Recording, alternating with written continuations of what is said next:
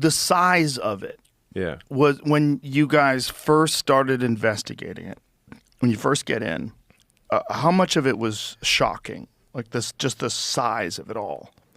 Well, the size of it all, the small decisions result in multi-billion-dollar outcomes. So, we'd see, it was a case where we saw one person was getting $1.9 billion sent to their NGO, which basically got formed about a year ago and had no prior, no prior activity. So they just stand up an NGO. The whole NGO thing is a nightmare, and it's a misnomer, because if you have a government-funded non-governmental organization, you're simply a government-funded organization. It's an oxymoron. Right. It's a loophole.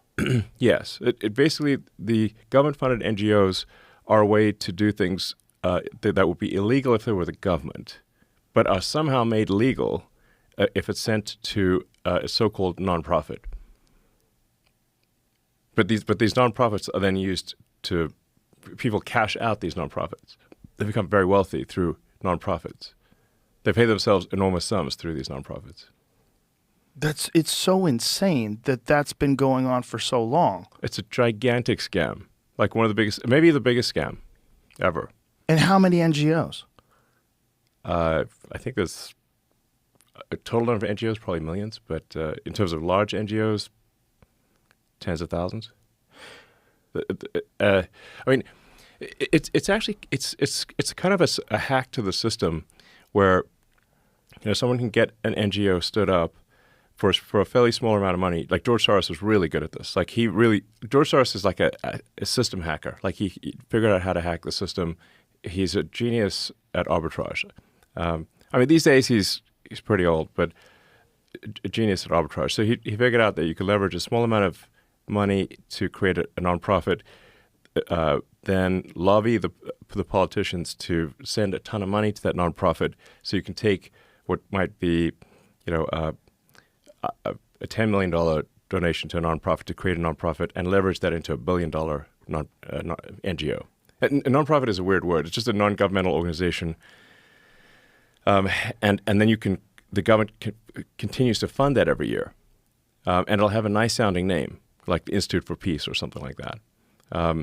But really, it's a graft machine. And what are the requirements with that money? What do they have to do? Just really no requirements at all. So they just get grants and the government just assumes that they're doing good work. I think a lot of people in the government know that they're not doing good work. But it's a giant graft machine. I mean, but surely people online are like unpacking this. Right. It almost seems fake. Like when you're seeing how we were covering this article that said 55,000 Democrat NGOs were discovered that had been contributing to campaigns and moving things around and pushing propaganda, and they were all connected. And they found it through AI.